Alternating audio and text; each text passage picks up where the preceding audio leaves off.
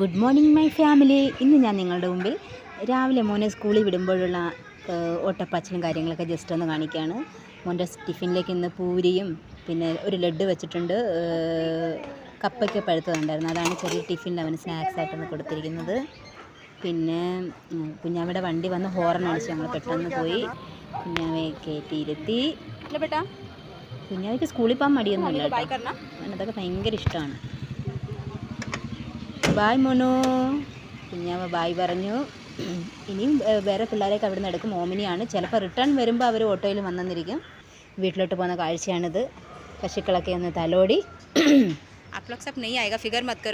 മക്കളെ ആണ്ട കിടക്കുന്ന പൊന്നൂസ്.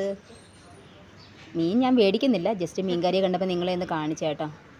വലിയ ചന്തക്കൊക്കാരി എന്നാണ് ഇതിനെ പറയുന്നത് ഇവിടെ. നിങ്ങളുടെ അവിടെ എന്തുവെന്ന് കമൻസ് രേഖപ്പെടുത്തിയാൽ മതി, അറിയാമെങ്കിൽ.